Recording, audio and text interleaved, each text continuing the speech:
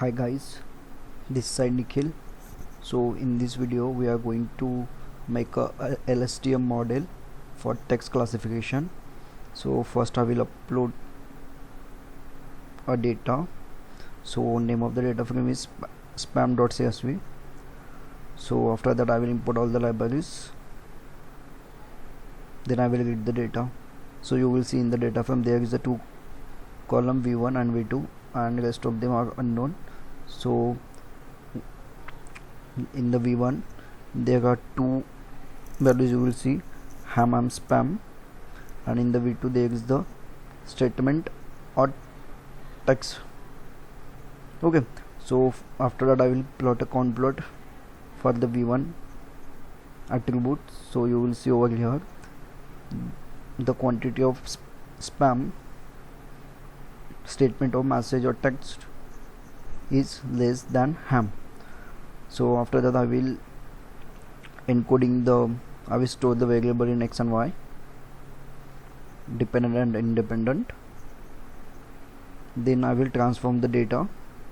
Then I will split the data, and the test size is 0.15 I will use for the test size, and the remaining 0.85 I will choose for the training set. Okay, so after that what I will do, a good first step when working with text is to split it into what are called token, and the process of splitting text into token is called tokenization. Okay, the Keras provide the text to word sequence function that can use to split text into the list of words.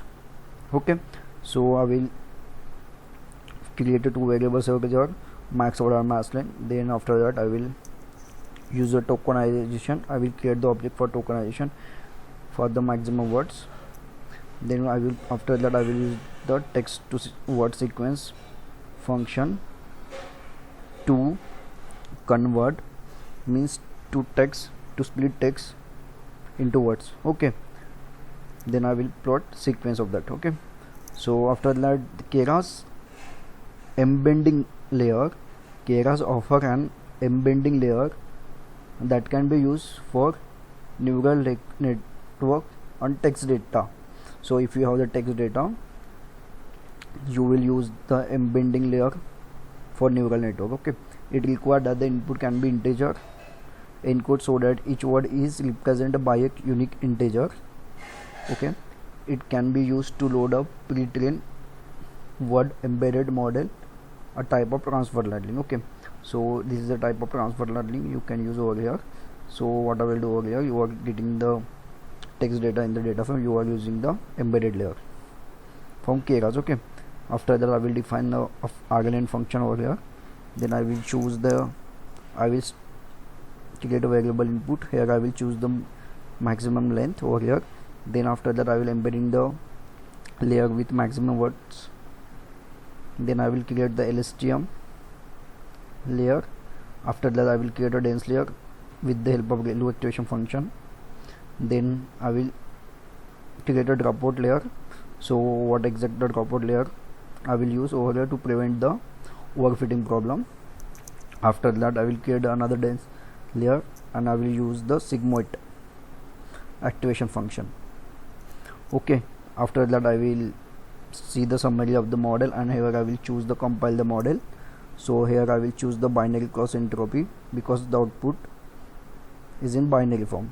Okay, here I will choose the optimizer RMS prop and matrix is equal to accuracy. So you will see the summary of the model. So total parameter is 96,337, and you will train the total parameter 96,300. No one is remaining.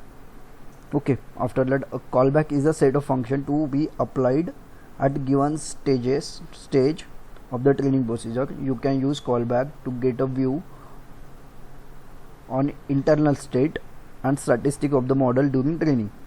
You can pass a list of callback as a keyword augment callback to fit method of the sequential or model classes. The relevant method of the callback will then be called at each stage of learning. After that I will fit the model. So here I will choose the callback argument over here. What the callback argument does, callback set a function to be applied at a given stage of training procedure. Okay, so you will have to apply the callback at the training procedure. You will use callback to get a view on. So what callback will get, who get beyond internal stage and statistic of the model during training. Okay, then I will choose the batch size. I will fit the model with sequence matrix for train batch size. Here I will choose that is 120 and epoch is 10. Okay, so I will fit the model. After that I will want to apply this model on the test set to see the accuracy. Here it will produce the accuracy of 98%. Okay, so after that what I want to do, after that I will do on individual prediction on the data frame. Okay, on the test data frame. So I will do this and you will see the accuracy is over 4.11.